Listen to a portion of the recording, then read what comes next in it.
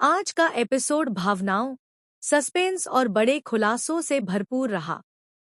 कहानी वहीं से शुरू होती है जहां पिछले एपिसोड में सभी की सांसें अटकी हुई थी। अस्पताल का माहौल बेहद गंभीर है। आईसीयू के बाहर अनु और आर्य बेसब्री से बैठे हुए हैं। डॉक्टरों की हर हलचल पर उनकी नजर टिकी है।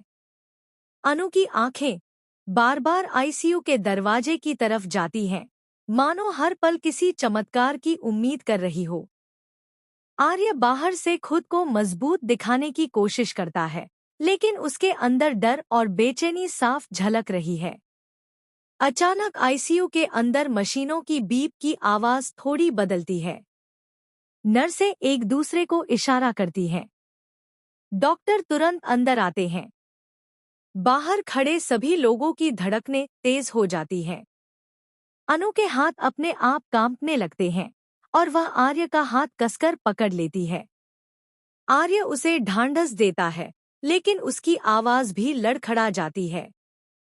कुछ ही देर बाद डॉक्टर बाहर आते हैं और एक ऐसी खबर देते हैं जिसे सुनकर सबकी आंखों में उम्मीद की चमक आ जाती है। डॉक्टर बताते हैं कि गायत्री माँ को धीरे धीरे होश आ रहा है।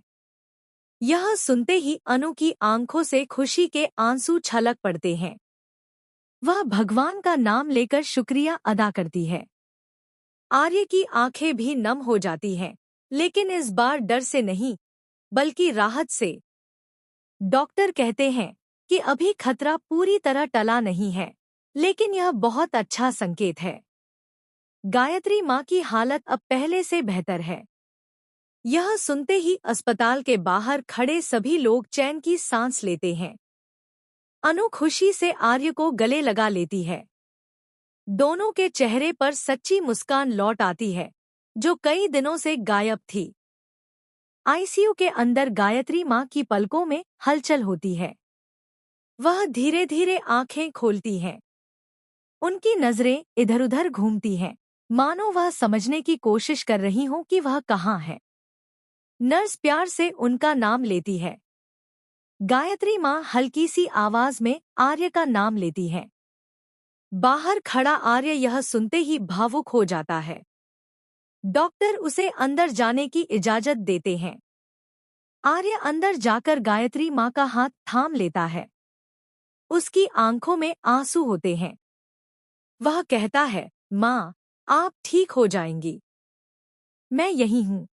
गायत्री माँ कमजोर आवाज में मुस्कुराने की कोशिश करती हैं।